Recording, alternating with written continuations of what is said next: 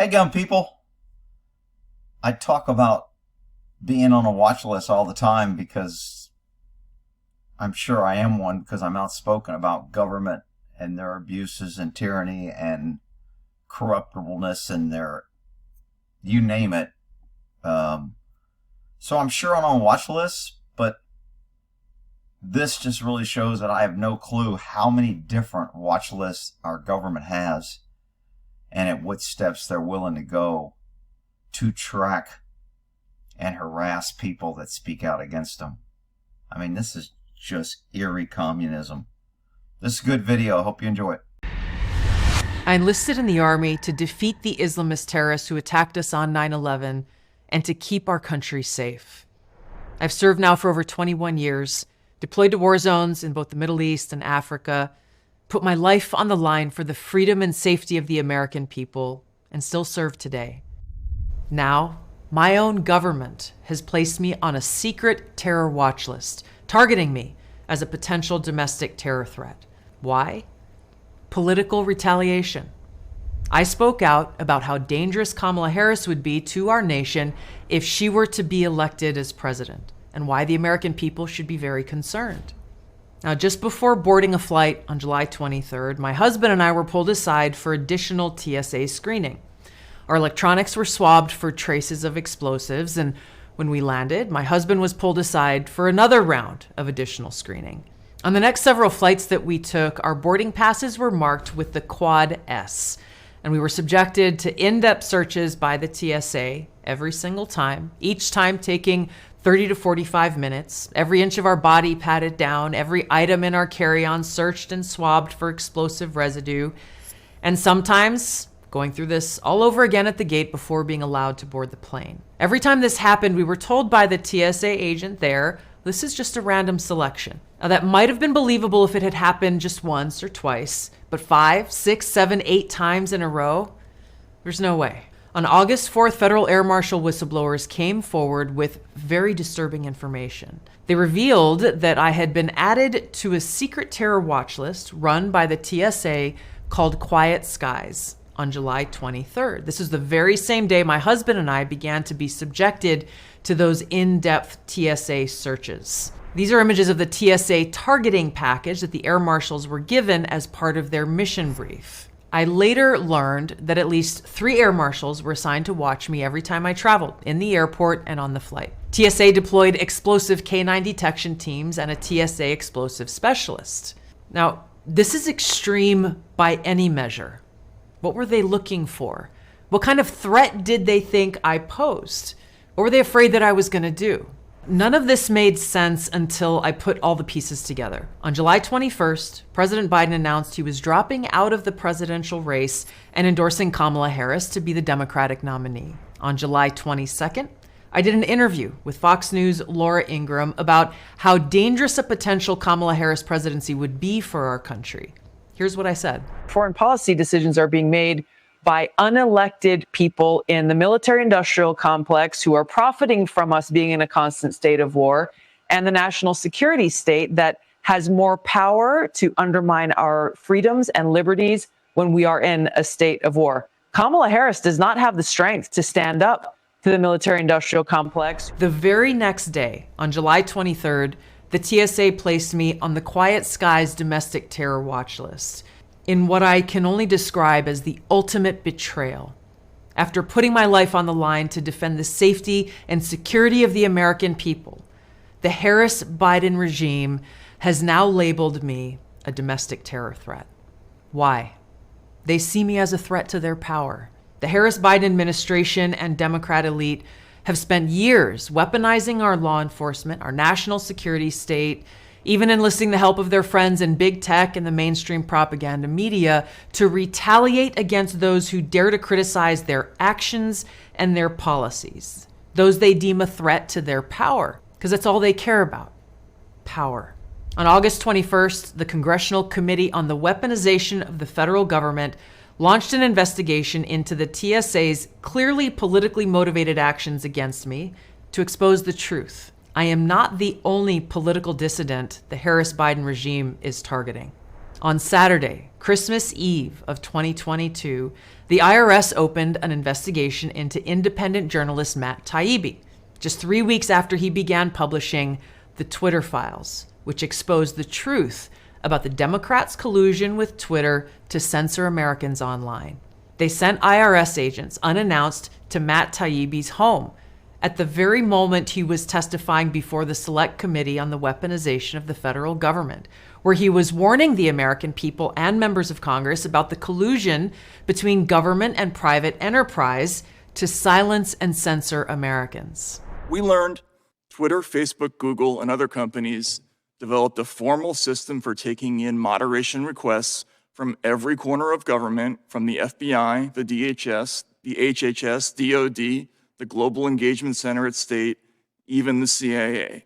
For every government agency scanning Twitter, there were perhaps 20 quasi-private entities doing the same thing. A focus of this fast-growing network, as Mike noted, is making lists of people whose opinions, beliefs, associations, or sympathies are deemed misinformation, disinformation, or malinformation. That last term is just a euphemism for true but inconvenient. Undeniably, the making of such lists is a form of digital McCarthyism.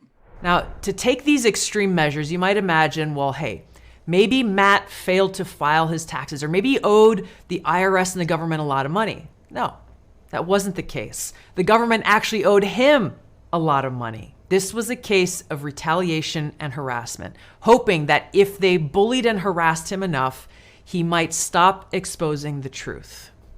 He did not.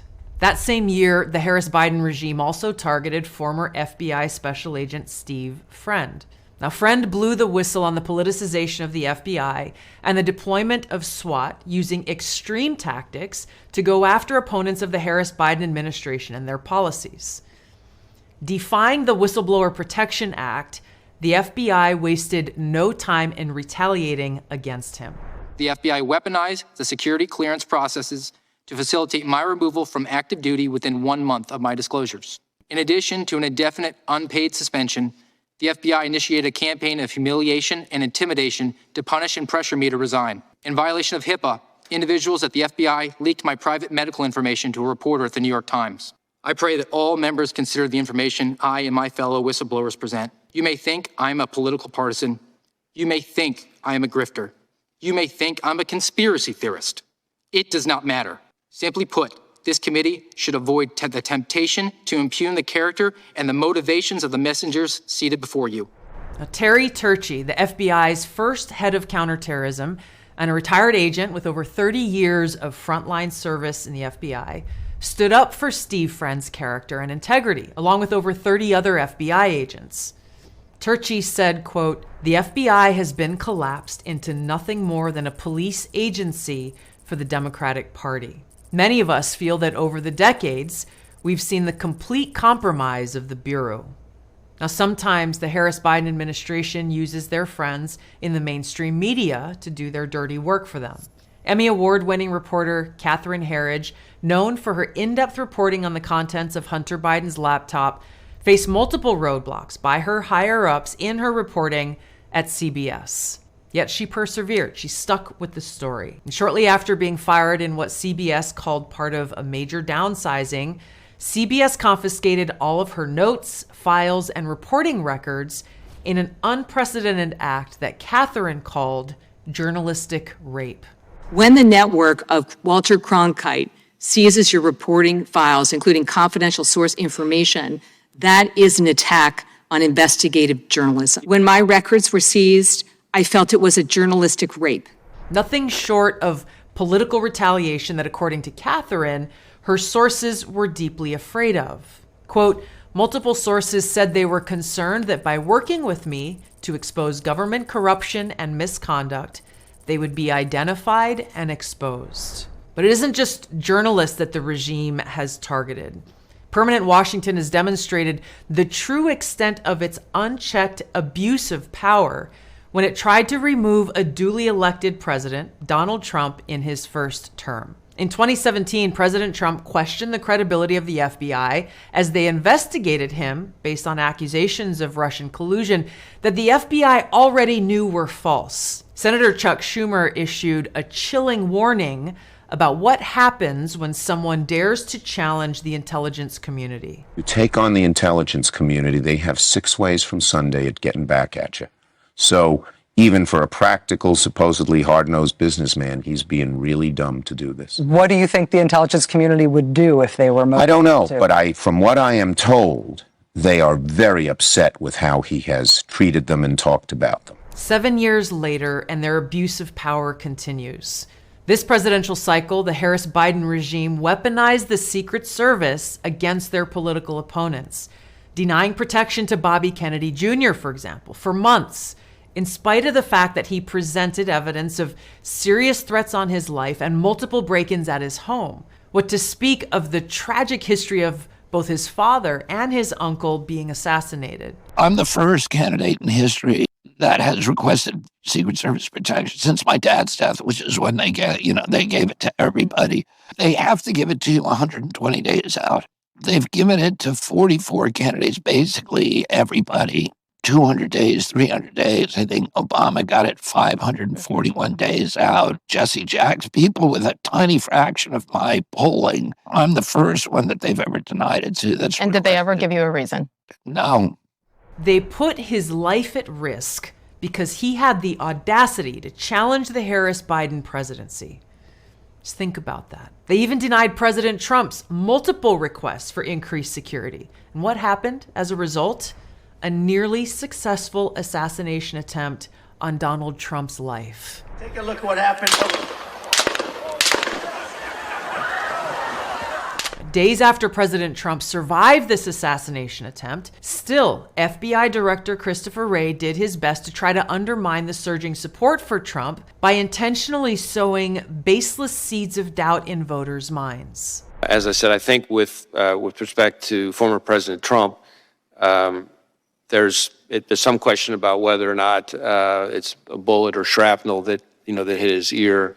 The Harris-Biden administration has demonstrated time and time again that they will not hesitate to weaponize law enforcement and the justice system against political opponents, foremost among them, the person who poses the greatest threat to their power, Donald J. Trump. They're waging this lawfare on multiple fronts, coming up with trumped-up charges in the hopes that they could throw him in a jail cell before voters have a chance to head to the polls and vote for him. Whether through the Quiet Skies secret domestic terror watch list, the Patriot Act being used to illegally surveil Americans, the IRS's targeting of conservatives, FBI SWAT teams kicking down the doors of peaceful pro-life protesters, FISA's illegal and warrantless surveillance of American citizens, and the FBI's targeting and watching quote-unquote radical traditionalist Catholics as potential threats, the list goes on and on. The bottom line is, everyday Americans are being watched and spied on by our own government. Why? Because those in power see us as a threat, and they'll do whatever they deem necessary, brazenly abusing their power to destroy us, silence us, or even throw us in jail. They want to scare us into submission, to self-censor, to think twice before we dare criticize the Democrat elite, the Harris-Biden administration, the national security military-industrial complex. I will not back down. We cannot back down. The American Center for Law and Justice is representing me as I take legal action to fight this unconstitutional retaliatory act against me and my family. We will fight to end this and all other secret terror watch lists that are being weaponized against thousands, maybe even tens of thousands of innocent Americans. No American deserves to live in fear of our own government. We must expose the truth about their abuse of power and hold them accountable. We're facing a critical election. Kamala Harris is the Democratic nominee, and she's proven she will continue to weaponize law enforcement and our national security state to go after political opponents. The propaganda media will continue to support her in her abuse of power. So those who truly believe in freedom, whether you're a Democrat, an independent, libertarian, or Republican, we must stand together now to defend our freedom and defeat Kamala Harris at the ballot box. Donald Trump has the strength, the the backbone, and the willingness to take on the deep rot of corruption in our government, clean house, top to bottom, and hold those who are abusing their power accountable, wherever they may be.